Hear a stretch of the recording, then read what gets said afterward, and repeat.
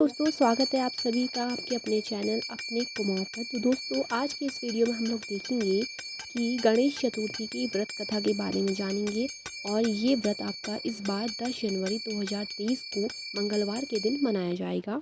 इस वर्ष 10 जनवरी 2023 को यह व्रत मनाया जाएगा। इस दिन रात्रि के समय चंद्र को अर्घ्य देने के बाद ही महिलाएं व्रत खोलती हैं। सबसे पहले गणेश जी के मंत्र का उच्चारण करते हुए अपनी वीडियो को शुरू करेंगे। गजाननम भूतगणादिसेवितम कपितजम्बू फलचारुभक्षणम उमासुतम शोक विनाशकारकम नमामि विघ्नेश्वरम पाद पंकजम। जो भी भक्त इस वीडियो को देख रहे हैं उन्हें सभी को गणेश चतुर्थी व्रत की हार्दिक शुभकामनाएं। अब अपनी इस कथा को स्टार्ट करते हैं हम बिना टाइम वेस्ट करे हुए। तो यह कथा इस तरह की है कि एक शहर में देवरानी और जेठानी रहती थी। जेठानी अमीर थी और देवरानी गरीब थी। देवरानी गणेश जी की भक्त थी। देवरानी के पति जंगल से लकड़ी काट कर बेचता था और अक्सर बीमार रहता था। देवरानी जेठानी के घर का सारा काम करती और बदले में जेठानी बचा हुआ खाना, पुराने कपड़े आदि उसको दे देती थी। इसी से देवरानी का परिवार चल रहा था। माघ महीने में देवरानी ने तिलचौथ का व्रत किया। 5 आने का तिल और गुड़ लाकर तिलकुट्टा बनाया। पूजा करके तिलचौथ की कहानी सुनी और तिलकुट्टा छींके में रख दिया और सोचा कि चाँद उगने पर पहले तिलकुट्टा और उसके बाद ही कुछ खाएगी। कथा सुनकर वह जेठानी के यहाँ चली गई। खाना बनाकर जेठानी के बच्चों से खाना खाने को कहा तो बच्चे बोले, माँ ने व्रत किया है और माँ भूखी है। जब माँ खाना खाएगी हम भी तभी खाएंगे। जेठ जी को खाना खाने के लिए कहा तो जेठ जी बोले, मैं अकेला नहीं खाऊंगा, जब चाँद निकलेगा तब सब खाएंगे, तभी मैं भी खाऊंगा। जेठानी ने उसे कहा कि आज तो किसी ने भी अभी तक खाना नहीं खाया, तुम्हें कैसे दे दूं? तुम सुबह सवेरे ही बचा हुआ खाना ले जाना। अब देवरानी के घर पर पति बच्चे आस लगाए हुए बैठे थे कि आज तो त्योहार है, इसीलिए कुछ पकवान आदि खाने को मिलेंगे।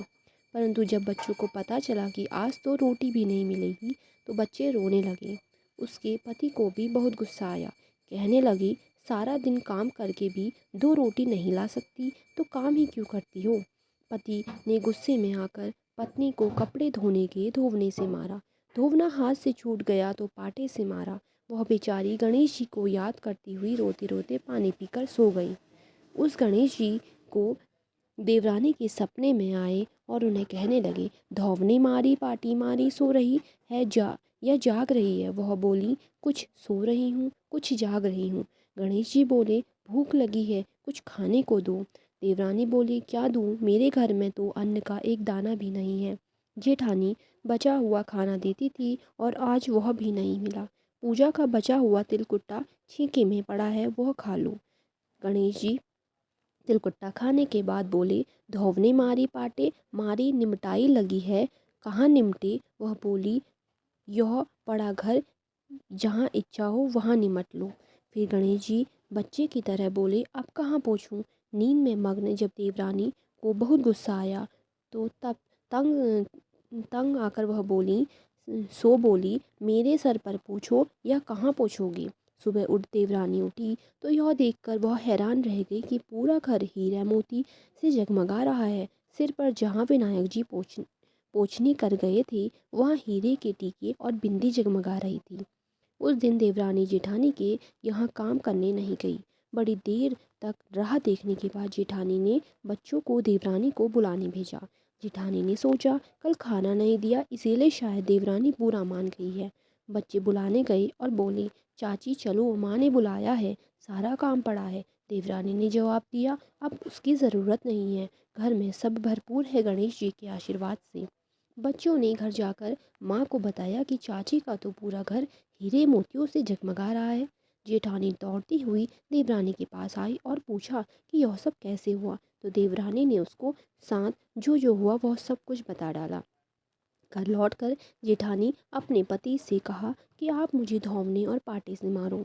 उसका पति बोला कि भली मानस, मैंने कभी तुम पर हाथ भी नहीं उठाया तो तुम्हें धौवने और पाटे से कैसे मार सकता हूँ? वह नहीं मानी और जिद करने लगी। मजबूरन पति ने उसे मारना पड़ा। उसने ढेर सारा घी डालकर चूरमा बनाया और छींकी में रखकर सो गई। रात को चौथ विनायक जी सपने में आए और कहने लगे, भूख लगी है, क्या खाऊं? जेठानी ने कहा, हे गणेश जी महाराज, मेरी देवरानी के यहाँ तो आपने सूखा तिलकुट्टा खाया था और मैंने तो झड़ते घी का चूरमा बनाकर आपके लिए छीके में रखा है। फल और मेवे भी रखे हैं, जो चाहे खा लीजिए। बाल स्वरूप गणेश जी बोले, अब निपटे कहाँ? जेठानी बोली, उसके यहाँ तो टूटी फूटी झोपड़ी झोपड़ी थी, मेरे यहाँ तो कंचन के महल हैं, जहाँ चाहो निपटो। फिर गणेश जी पूछा, अब पोछूं कहाँ? तो जेठानी बोली, मेरे ललाट पर बड़ी सी बिंदी लगाकर पोछ लो। धन की भूखी जेठानी सुबह उठी, जल्दी उठ गई। सोचा घर हीरे जवाहरात से भर चुका होगा, पर देखा तो पूरा घर में गंदगी फैली हुई थी, तेज बदबू आ रही थी। उसके सिर पर भी बहुत सी गंदगी लगी हुई थी। उसने कहा, हे गणेश जी महाराज, यह आपने क्या किया? मुझसे रूठी और देवरानी पर टूटी। जेठानी ने घर और की सफाई करने की बहुत कोशिश करी, परंतु गंदगी और ज़्यादा फैलती गई। जेठानी ने पति को मालूम चला तो वह भी बहुत गुस्सा हुआ और बोला, तेरे पास इतना सब कुछ था, फिर भी तेरा मन नहीं भरा। परेशान होकर गणेश जी से मदद की विनती करने लगी। गणेश जी ने कहा, देवरानी से जलन के कारण तूने जो किया था, यह उसी का फल है। अब तू अपने धन से मैं से आधा उसे दे दे, तभी सब कुछ साफ हो जाएगा। उसने आधा धन बांट दिया, किंतु मोहरों की एक हांडी चूल्हे के नीचे गाड़ रखी थी।